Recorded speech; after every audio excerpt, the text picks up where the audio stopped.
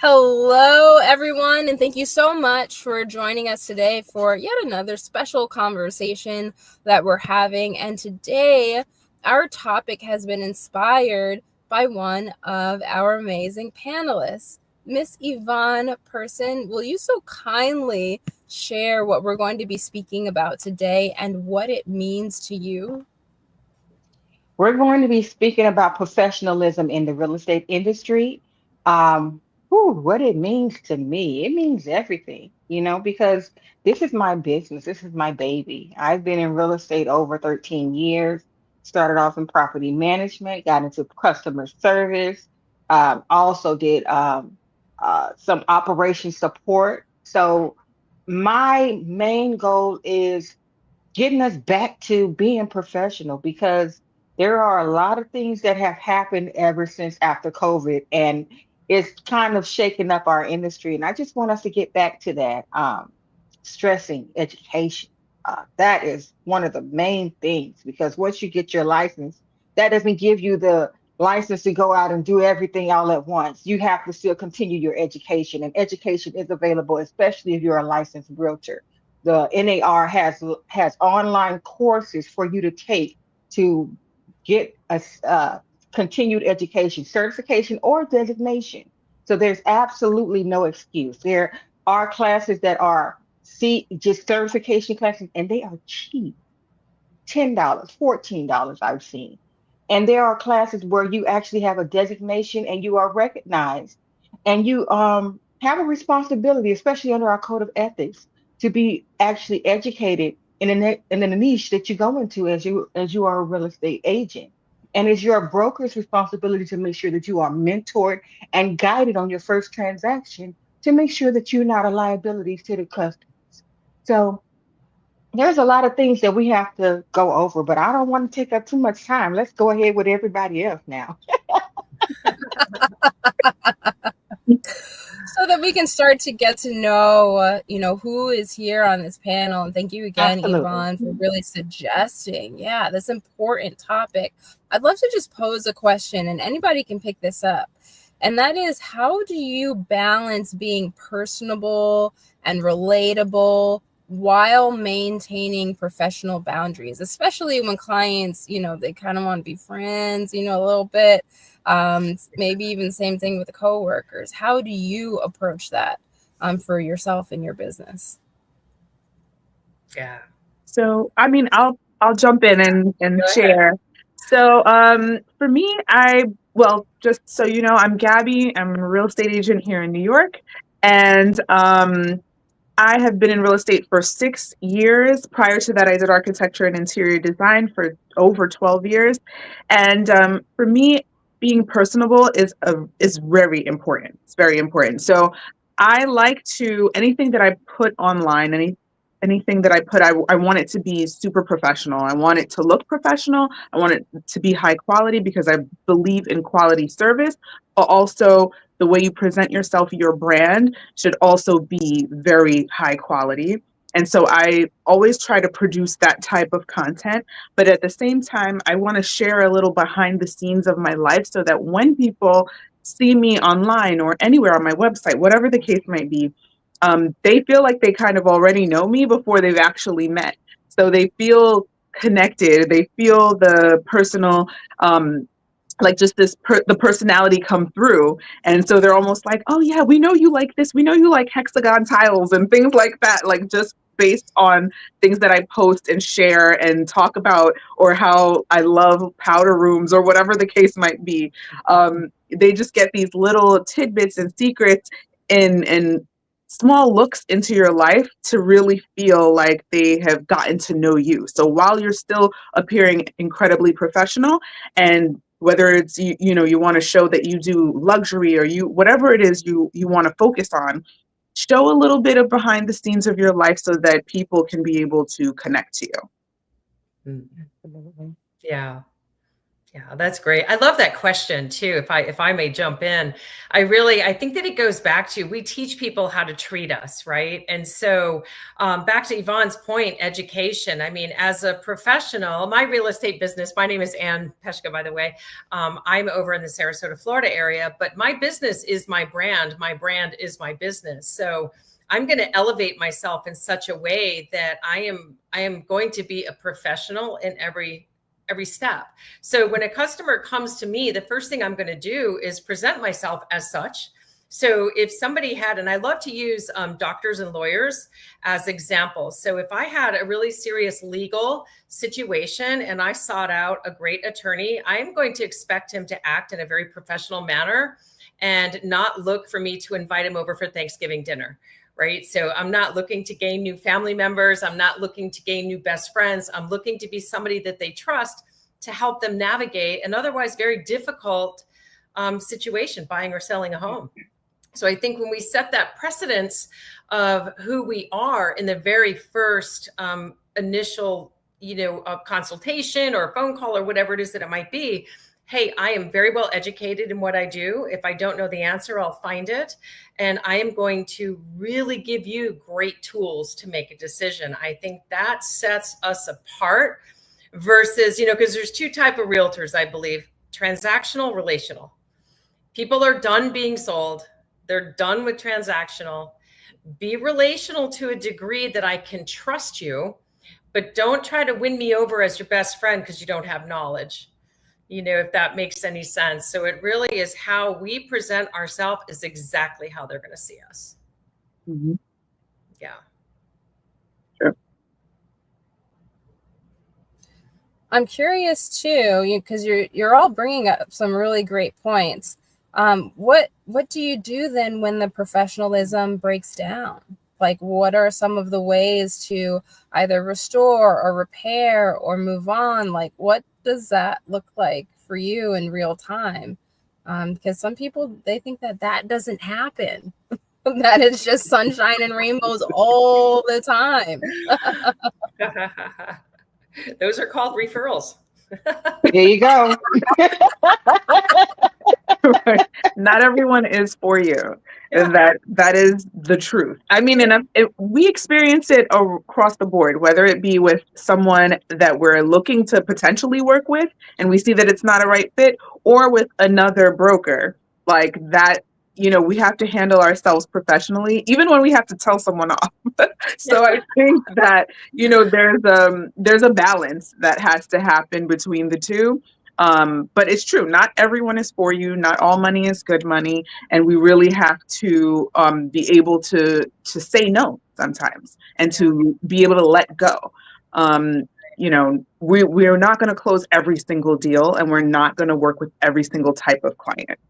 So, yeah, well said. Mm-hmm. Well said. Yvonne, this question is for you specifically, right? Because wow, specifically. specifically. And it's tying up what Gabby was just saying in the broader industry sense. What are some of the biggest misconceptions that the public has about real estate professionals, and how can we as an industry shift that perception? Well, I'll say this. I hate the whole slogan, you don't need a realtor. Y'all know.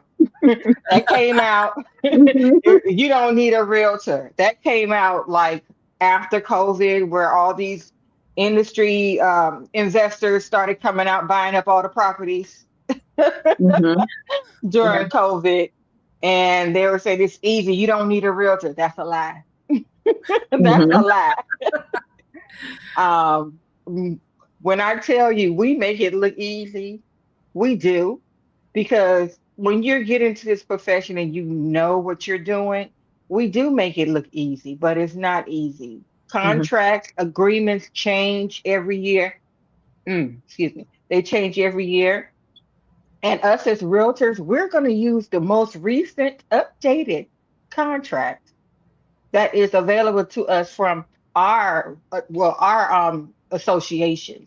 So our associations, our purchase agreements are created from our Florida bar in Florida. So we're going to use theirs because guess what? They're going to back us up if something goes wrong. And we're also insured to be covered if we go with their agreements. So what we have been seeing is people creating their own contracts that are crazy, or even altering the FAR bar, the Florida purchase agreements. And that is also considered fraud. Yeah. And a lot of people don't know that. So us as realtors, we are responsible to make sure that we have the right paperwork in order. We take care of the time of the transaction, make sure that everything is done on time and you don't miss the cutoff dates when it comes to inspection period, when it comes to financing being approved, when it comes to appraisal. All of that stuff is required for us to have the closing on the transaction. A lot of people don't know that stuff. They don't know the wording. They don't know how to put in or create a purchase agreement. They don't know where, when it comes down to getting, if you're actually a licensed realtor, because you can be a real estate agent and you can be a realtor. Those are two different things. A real estate agent is not under NAR. They are not a part of the National Association of Realtors. And they can be licensed as a real estate agent and not be associated with NAR. There are brokerages that have it like that. And then there's your realtors, where we have a contract, we have an agreement with the association to abide by their guidelines. And those guidelines protect us when it comes down to the real estate. What is it? I'm thinking about FREC. When it comes down to Florida real estate, uh, I'm getting crazy right now. I'm sorry. Florida real estate guidance, Ethics. ethics, yes, and everything There else we that comes with it. I'm getting in the head, but anyway, um, we have to make sure that we follow those guidelines because we have them in order for a reason to protect not only ourselves but the public. And the main thing that I felt that was a problem with, you have people saying they don't need a realtor. Now, there have always been a for sale by owners. For sale by owners have been around for years. However, they do end up getting a realtor to close on their deals, or they end up working with a realtor to get the deals. So either way, they're going to work with somebody that is licensed, and it's either going to be to their benefit or the detriment. Because at the end of the day, if you do not hire a professional, it is buyer beware. And buyer beware means it is your responsibility as the buyer to accept everything and anything that comes along with the transaction because you did not hire a professional. Mhm. That includes wholesales. When you are dealing with a wholesaler who is not a licensed realtor, that is buyer beware. That is your responsibility, and you will take full responsibility and have no insurance to cover you if something goes wrong with that transaction. Yeah. Thank you. I knew I was asking you for a reason. Thank you, Evaughn. True that. My Is there any pleasure. other way that we can weigh in on this? Because this is a big topic, right? And it affects the industry in a lot of different ways. I'm just curious if there's anything else that you've experienced, Anne or Gabby, that people really need to know about. Yeah, I do. I think that a lot of folks for a long time have been getting very poor information and letting like Uncle Harry, the cabinet maker, advise on what they should do with their real estate decisions, or Facebook, or the neighbors, or Mhm. their aunt. So it really, you're trying to remind people, once again, using the analogy of an attorney or a doctor, if you had a really serious medical condition, are you going to go to Facebook to get your answers? You know what I mean? Like, you really need to get educated, and not, the public can really damage themselves and an industry by insisting that things should be done this way. I mean, everybody's situation is unique. And yeah, I think that price is only an issue in the absence of value. So if they don't see the value in hiring a professional, then that's one situation, right? But if they really truly do want value, they really need to to kind of get quiet for a minute and realize where they're getting this information from, because that can really, I've had so many stories of people that were hurt in a big way financially because they didn't get information from a professional. And then we get called in to go try to fix it. You know, hey, I bought this house. I didn't realize I paid $75,000 too much for it. Now I need to sell it. Or I didn't realize it was an HOA and I couldn't have a fence and a dog. You know, so it's really, you know, getting their information from somebody that really, you know, to Evaughn point, you know, a realtor is a realtor for a reason. And, you know, leveling up with designations and, you know, those ABCs behind your name may look like they take up a lot of space, but, you know, it was after my very first year that I knocked out some really big designations because I wanted to be able to really say to my customer, hey, I have gone the extra mile so that I can help you help yourself. You know, so I think that that's really a big thing that we do try to overcome, is that John Q. Public thinks that with the internet they could do anything. Right. You know? Right. That's very true. I've seen, you know, there've been people who will ask, and which I like. I like when people can ask me, like, what is it exactly that you offer versus anything else? Because they think, well, you know, I did see this listing on Zillow, so I've done half the work. And I'm like, that is nowhere near what we need to actually get done. Yeah. You know, so a lot of the times I think there is a misconception that we just open doors and we're like, here's the bathroom, here's the bedroom, like, and that is not it. Actually, I don't even point things out like that on showings because you have eyes, so you can see what's going on. But at the same time, I think, as Anne was saying, the education is very important so that people can learn along with what they're doing. This whole process, what we're doing, there's a part that we handle, but I feel like every buyer, every seller, they should understand what's happening. And I think the education that comes from us is very important. The certifications, like she was saying, is excellent as well, because we're constantly trying to upgrade ourselves so that we can be the best representative for you know, for the consumer. So it's very important to just realize that it's not just opening doors. We do have a lot of value to offer, and sometimes you do just need to ask if you're not sure what those things are. Yeah. Love that. Thank you. Because I'm sure there are a lot of people out there thinking that, like, so to just say it straight, you know, is providing a lot of relief.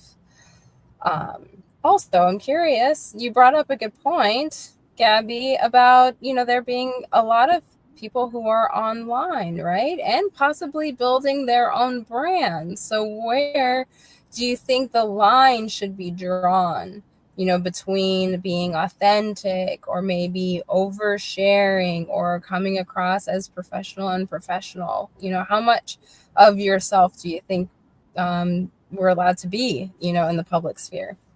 I feel like it is important to be completely authentic to you.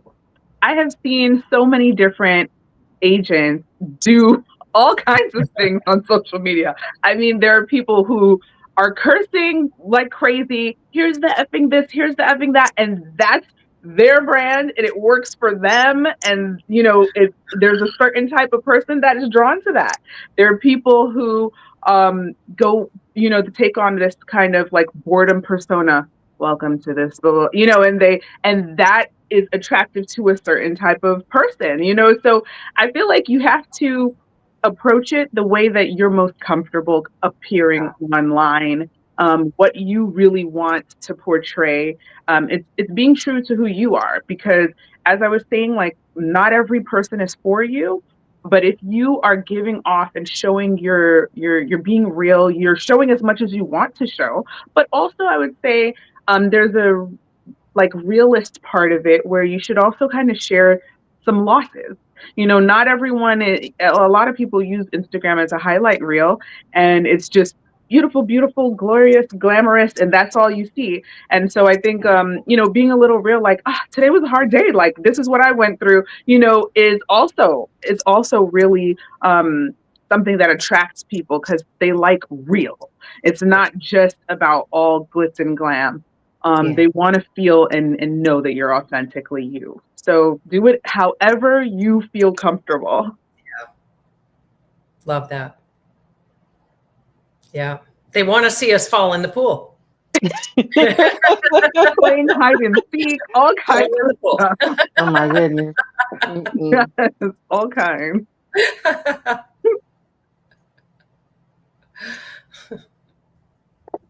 And how do you feel about this? Have you seen this with other industries, as well, where people maybe feel like they can't be themselves in front of people that they work with?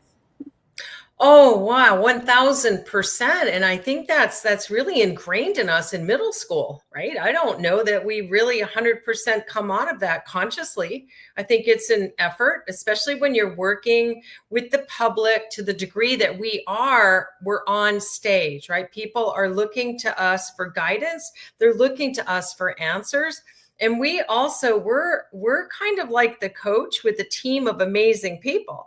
So we have to show up in our best way with all of our team players. So our lenders, our inspectors, everybody that brings all this magic together. It's not just us. So if we're not feeling really solid and confident in us, we're not bringing the whole enchilada together very well for our customer, our client base. So I think that when we are afraid to be us, and we think that we are portraying what people want to see, we're spending way too much time in a bad place instead of just going, hey, you know what? I am real. I have the best of intentions. I want to take very good care of you. And, even in the mirror in the morning, right? I am going to do the very best I can today. And if I make a mistake, it's going to be okay. I think that's a lot of self-talk, for people to have, whether you're a realtor, a limo driver, or a mom, right? I'm going to intentionally do my very best. And I don't think that you can ask for more from somebody, Yeah. Yeah. Evaughn, would you like to weigh in as well? Oh, goodness. As far as, they covered a lot. Where can I take it? For me personally, I'll piggyback on, how people take you. You can, when it comes down to you being setting boundaries up front. That's what I've noticed that I have done. When I have a consult with the client, I do set the boundaries up front and I let them know my hours and different things like that. But what I recognize is, because I'm the type of person that can talk to anybody and then they can talk to me about anything. I think that during the transaction, customers, they forget what you said. Yeah. They forget what you said, and they still want to be your friend. They Mm-hmm. still want to invite you over for breakfast, lunch, and dinner. They still want you to be a part of their family, and they will literally tell me, "You are family now." Mm-hmm. Yeah. So I think that when it comes to our industry, you do have to be relational as Yeah. far as somebody that they can talk to. Nobody wants somebody that's sarcastic and rude. Yeah. They don't want to be around that. I can't tell you how many times I have seen that, and I'm trying to figure out, why are you in this business? Mm-hmm. So Because true. it's crazy to me how, and this is us speaking to each other, speaking to other realtors, communicating with other realtors, rude as Mm-hmm. heck. And Mm-hmm. I'm like, I'll give you an example.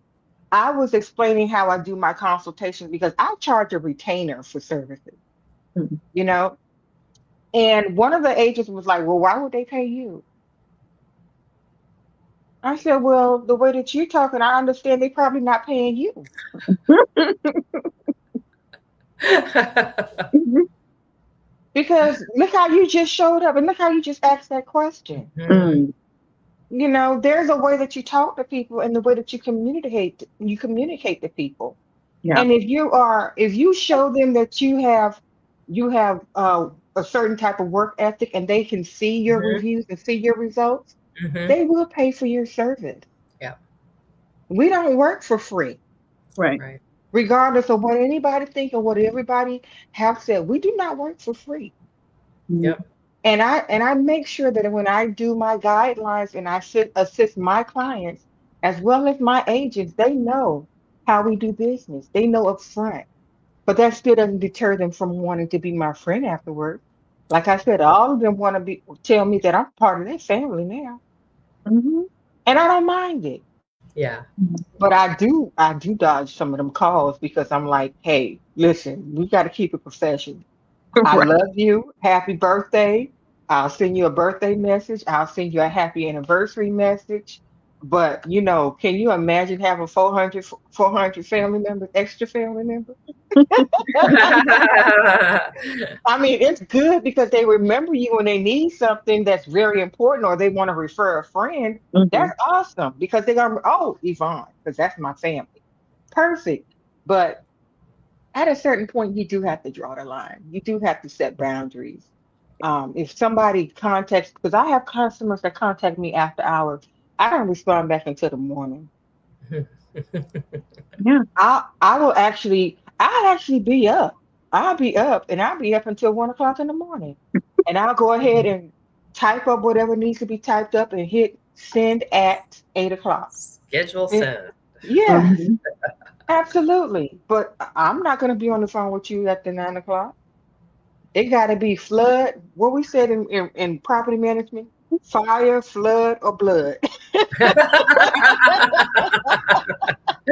Oh, I love it. Fire, flood, or blood. That's the only reason why I will be on the phone with you. Other than that, I'm with my family. Yeah. Because we got to have some sort of boundaries. And to come back to it, it was FREC, Florida Real Estate Commission.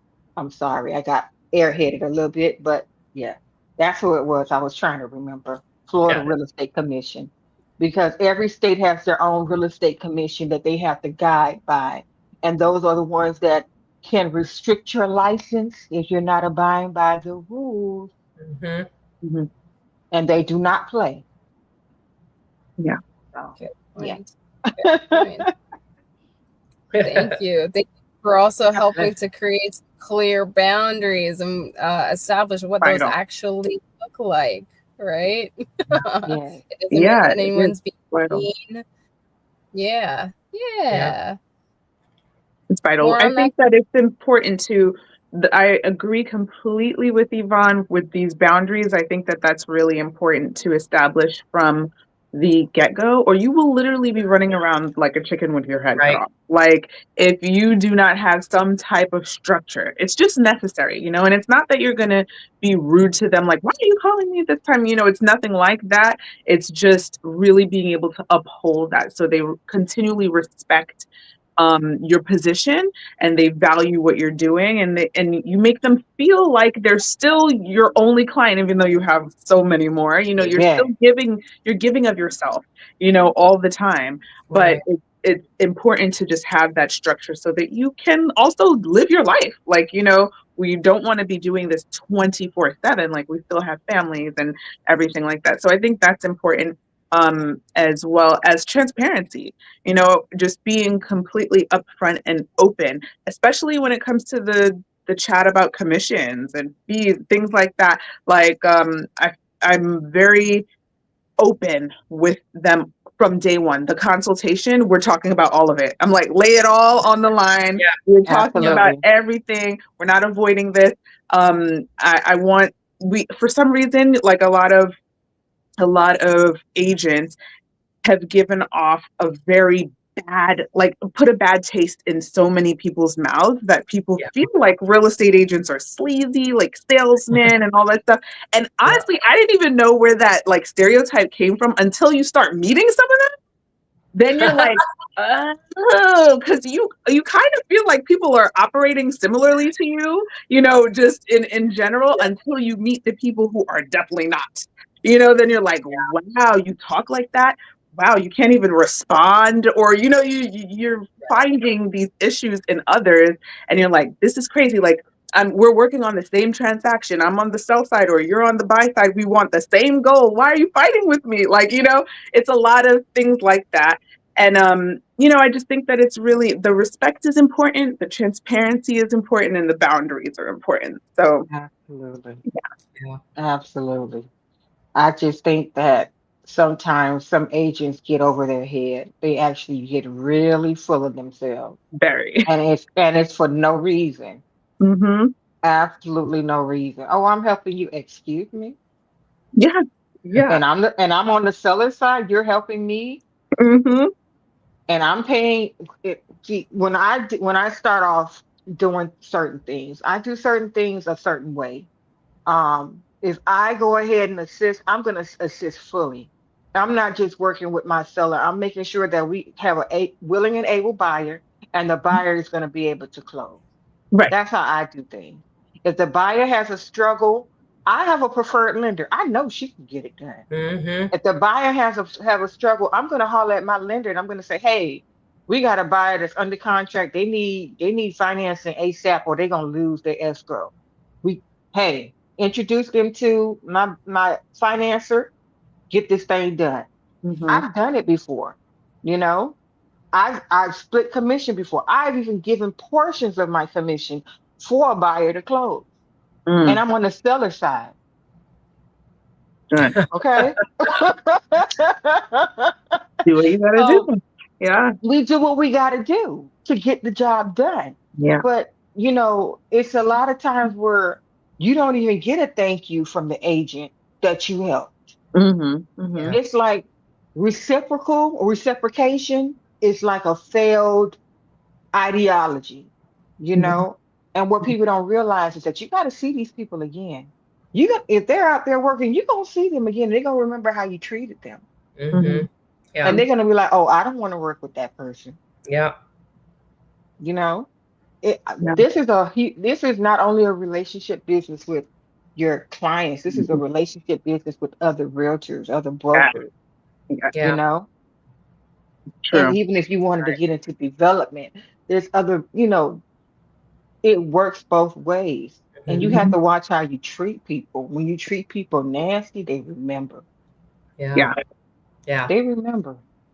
Very true. And in the there was like, just even now, there's still like portions of New York that is still having crazy bidding wars and people going ridiculous over ask and all of that in certain portions, because in other areas it's also like more of a buyer's market. But in those moments, like, I've had situations happen where um someone will win out on the bid, and it wouldn't be my buyer, and then something happens with them, they fall through, but that agent, the seller's agent, really connected and actually liked me and how I treated them, or knew me from before, whatever the case might be.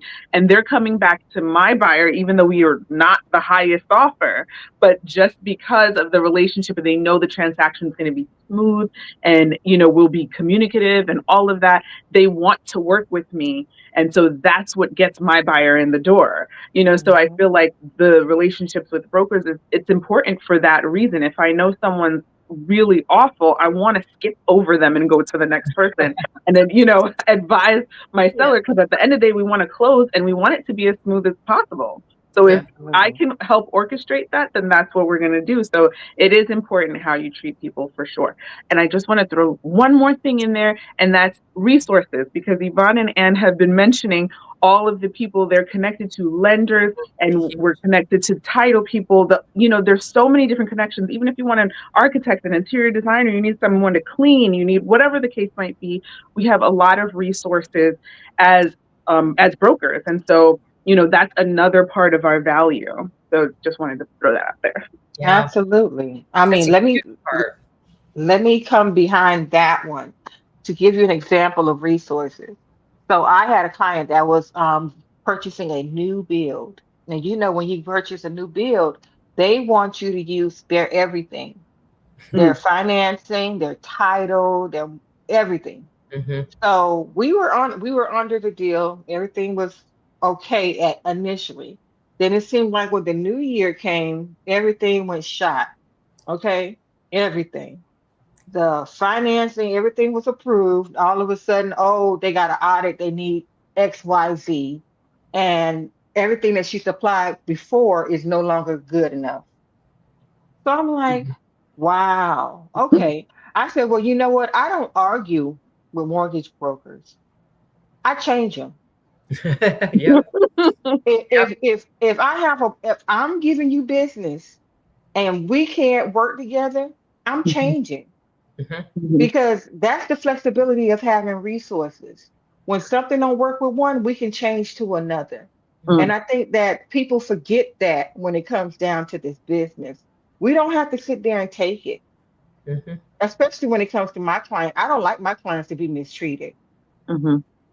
because you're not going to mistreat me and you're not going to mistreat my client. I'll change. I'll even change builders if I got to. Mhm. If I can see there's a point in the contract where we can back out, I'll back out. Mhm. And I take her somewhere else, because guess what? Respect is dual. Mhm. Respect is both ways. You want us to give you respect and give you business, you got to treat us with respect and give us business, and respect our business, Mhm. you know? Mhm. So piggybacking on what you say about resources, that's one of the reasons why you need the resources, because you go always got to have a backup. You always got to have something to help your clients out. And when your clients realize, oh, my agent had resources where we was almost stuck in here and she pivoted somewhere else and we got it closed. She gonna tell they're gonna tell everybody what happened. Yeah. Mhm. You know, that's Yeah. more business. But that's the main point about resources. That way Yeah. you can pivot. And it's best for you to have more than one that you can pivot to. Mhm. Because what if that person gets sick? What if something happens? You gotta have alternate options. Mhm. Yeah. Amazing. Woo. Okay, it got a little hot up in here, and that's all right. Because I just we're getting closer to the truth, right? So this Absolutely. last question here, I'd actually like to ask Anne, if you would be so kind as to lead us off with the answer to this. And the question is, looking ahead, what behaviors or skills or standards do you feel will define professionalism in the next generation of real estate professionals? Whether it's something that we borrow from another industry or something that you see that people are doing really well right now that we can continue to strengthen and expand on. Love to know how you feel about this. Yeah, I think that, if a brand new realtor or even a seasoned one came to me and said, I really want to improve my business. How do I do that for the next 10 years? I think the most important thing people can do is communication skills, which means listening skills, right? So it's not learning how to talk, it's learning how to ask the right questions so that your customer feels heard and you actually pay attention to the answer. Because I think, anytime that you work with the public, and sales is really only solving a need that someone has, it's not actually selling them a widget they don't need. And unfortunately, that gets very misconstrued. And a lot of salespeople do that, right? But when you're dealing with people and you're dealing with one of the most important decisions that could ever make in their life, you need to work on you so that you can help them. Mhm. So if we are very good at communicating and we're very good, and I'll give you an example. Somebody comes to me, and in being Southwest Florida, we have a lot of folks that come from all over different parts of the country and the world, and they want to live in paradise. And they call up and they say, I want to live in this community. When we sit down for our consultation, I'm not going to just go show them houses in that community. I want to know why. What is it about that community? How do you want to feel when you wake up? It's one of the most important questions you can ever ask a buyer, because nobody ever asks anybody that question at all, right? Mm. So I think in the next 10 years, what we're really going to see, people are so done with being lied to, with being sold to, and with BS. They want someone that's going to be authentic, that's going to hold their hand in a professional manner and say, you know what, I got you. And I'm going to help you make a good decision Mhm. versus I'm going to tell you what house is best. That's not cool. So although the internet is in place, and I'll know, social anxiety is this massive thing where people don't want to engage anymore, and that's okay. It's going to happen for some. But for people that really do want to make great decisions, the best thing a realtor can do is work on themselves so that they can then pass it on to their client. Mhm. Yeah. Yeah. That's incredible. And can you also let everyone know who's watching and listening where they can find you out in the world, just in case they want to be in touch with you and they hear something that they like? Yeah, absolutely. I'm very easy. AnnPeshka.com, Google Ann Peshka, and everything will pop up. Yeah. Thank you. Awesome. Awesome. Love Thank that. you. Thank you. Gabby, would you also like to weigh in and also let people know where they can find you? Absolutely. So, one of the things that have been very helpful to me, in addition to what Anne said, I would say is systems. Having things set up. So from the jump, you have a consultation, you schedule it on Calendly. You could use anything that helps you to keep things very organized. You have your consultation, then whatever you're setting up searches. You have a transaction coordinator. You may have a virtual assistant, you may have an actual assistant, whatever the case might be, to help take away the smaller jobs that like anyone can do, so that you can focus more on what only you can do. Because that's going to be what helps you bring in more business and more leads, and just putting yourself out there as well. I would say, like, I love social media, but that's not for everyone, and that's okay. You find what your thing is, that you can just be completely yourself and authentic with, so that people can feel like that connection to you. But yeah, systems for sure, and being real, being yourself out in social media in whatever way you're bringing in leads. And you can all reach me on social media right here at Gabby the Realtor. And my website is my first last name.com, GabrielleGilbert.com. And yes, you can reach me on anything. The only thing I don't really use as much is Twitter or X, but I'm on Facebook, I'm on LinkedIn, I'm on Instagram, TikTok, wherever, YouTube, you can find me. Thank you, Gabby. Thanks. And as a matter of fact, your social media profiles is something that I really admire about you. Like, they just look so pristine and well produced. Like, I just want to shout you out specifically Thank for you. that. Appreciate that. Absolutely. Yvonne, I'm curious, also, with the answer to this question, how do you feel we were able to round out, our conversation about professionalism? Did we touch on all the things that you're hoping to touch on today? We touched on quite a few things. Honestly, I think the topic is very vast. I think that um, we would not be able to cover everything in 1 hour, to be honest with you, Mhm. because it is a huge amount of things that go along with professionalism, even dress code. Oh, So yes. we got on that. That'll be another hour. Ooh. True. So, okay. Yeah, we would probably need another 5 panels for that. Oh, that would be so much fun. Oh my Right. goodness. Yes. So I think that we covered a good amount of information when it comes to professionalism. One of the things that I would take from this experience is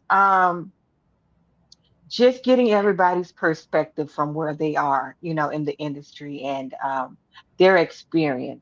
Everybody, to be honest with you, everybody's different. Every state's different, and Mhm. every market's going to be different. So, just to know how somebody else is handling it and how they maneuver their business is very insightful. Mhm. I've been able to mentor agents in Georgia, to be honest with you. And Mm. and Georgia isn't really too much different from Florida when it comes to their legal and their guidelines, and even their purchase agreements. It's not too much different from Florida. So I'm able to mentor other agents that's in Georgia in regards to how they run their business, because a lot of them come in and they don't know. They don't know the requirements of the investment. They come in and they're blindsided by the cost of associations and the cost of franchise fees. And honestly, when it comes down to being in real estate, you have to do your research ahead of time. You have to interview your brokerages. If you are particular, if you are particular about what niche you want to be a part of, you have to make sure that brokerage aligns with that. And a lot of that requires you doing the legwork and not thinking that it's just going to come to you or people are just going to approach you. This is not a 9 to 5. You have to go out there and get it. This is you're a contractor. You have what you get is what you invested in. Mhm. If you invest in yourself, you're going to get back the returns of your investment as long as you're consistent. If you invest and don't move with it, you're not going to get anything back. We as brokers can give you the tools, but if you don't use it, we're not going to force you to use it. Mhm. Mhm. And if you don't use it, that's completely up to you. Because this is not an easy industry. A lot of people think because you're a realtor, it's easy. They see selling Miami, selling Tampa, Mhm. selling Yeah. California, and they think, oh, we balling. No, ma'am. Right? Hard No, work. ma'am. Some months some months the money don't meet at the end, you know? So Mhm. it's like you got to understand that in here it's a hustle. And I would say hustle, but it's an investment. It's Mhm. really an investment. One of the things that I try to encourage agents to do is get their business in order. When they're Mhm. first getting into it, not only system, they need to have a process. They need to have everything for themselves, Mhm. have Mhm. their own CRM, have their own email, have their own brand identity, Mhm. everything. Because guess what? You're more than likely not gonna stay with that first brokerage that you get with. Mhm. Agents change brokerages at least 3 times before they finally find the one that they're gonna get with. Mhm. So you want to be able to smoothly move from one brokerage to another and not have your clients trying to figure out where you at. So you have your own phone number, your own email, your own website. And the only thing that you keep your brand, and the only thing that you may change is the brokerage logo, but you keep everything else. That way everything stays the same, your contact stays the same. All you have to do is say, hey, I'm with this new brokerage now, but I'm still here, you Mhm. know? And a lot of times they don't know that. A lot of times they don't invest in the research knowing what type of brokerage covers what. Franchises and boutique brokers and independent brokers are or three different things. They don't know the difference. Mhm. Franchises come with a franchise fee. Even though they say they want 100%, you got a fee somewhere, and you're going to pay it. You're going to pay something. There's no brokerage that you're going to go with that you're not paying nothing. Mhm. Everything comes with a price. Everything. And this is a business that you have to invest in yourself in order to be successful. Mhm. And nobody's just going to hand over anything because guess what? Nothing was handed over to them. Mhm. We all had to work for it. Just like we all had to work for our designations, we all had to work for a client, and we all had to get out there and get it. Yeah. And that's the nature of this business. And if Yeah. you're not a people person, this is not the business for you. Right. Yeah. Very, Yeah. very true. You bring up a lot of great points, Yvonne. Now, someone heard something, they're like, "Ooh, that's the person that I want to work with. Where can they find you?"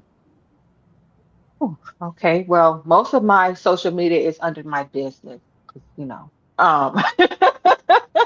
So you can find me on Facebook at Platinum Choice. You can find me on TikTok at Platinum Choice RE. You can find me on Instagram at Platinum Choice RESL.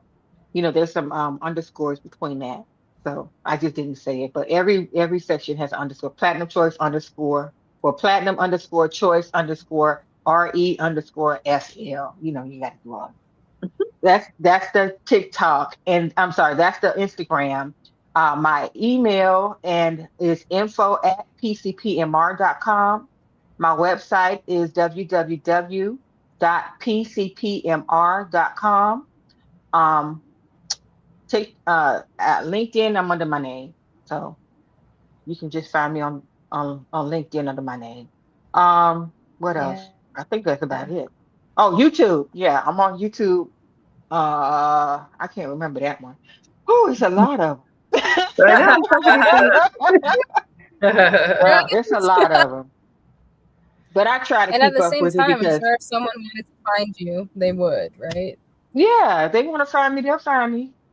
Hmm. If That's you go to right. my Facebook at Platinum Choice, all of my links is on there. So if you go there, you'll Okay. find everything. Hmm. Yeah. Excellent. Cannot thank you three ladies enough for participating in this conversation. I have a feeling that this is the pebble in the pond that creates the big ripple, right? Every word, every choice that we make is affecting change in some way. Whether it's you found a new revelation, in the way that you practice and that you embody professionalism, to someone seeing that and them being affected by you being who you are. So thank you so much for being here for this conversation, and also for bringing all of your wisdom and knowledge and authenticity, to everyone who's watching. And thank Thank you, you. the person who's watching this, for being here with us. We appreciate you, because you Thank could have you. spent this time doing anything else, but you were here with us. Yes. With Thank you. that, yeah.